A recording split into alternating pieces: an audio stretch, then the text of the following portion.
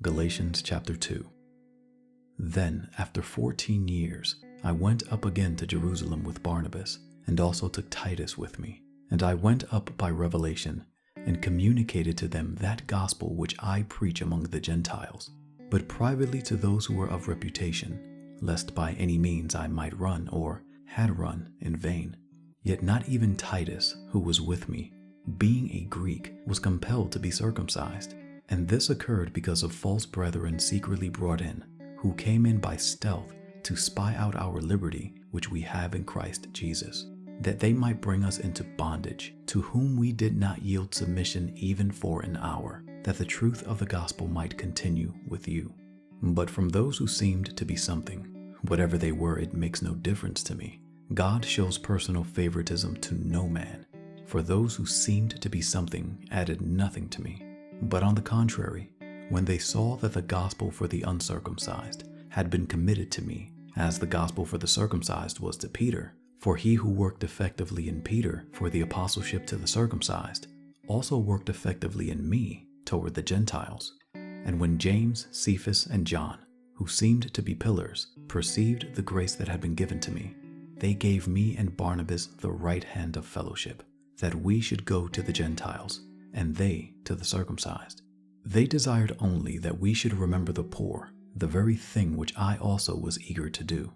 Now, when Peter had come to Antioch, I withstood him to his face, because he was to be blamed. For before certain men came from James, he would eat with the Gentiles, but when they came, he withdrew and separated himself, fearing those who were of the circumcision. And the rest of the Jews also played the hypocrite with him, so that even Barnabas was carried away with their hypocrisy. But when I saw that they were not straightforward about the truth of the gospel, I said to Peter before them all, if you, being a Jew, live in the manner of Gentiles, and not as the Jews, why do you compel Gentiles to live as Jews? We who are Jews by nature, and not sinners of the Gentiles, knowing that a man is not justified by the works of the law, but by faith in Jesus Christ.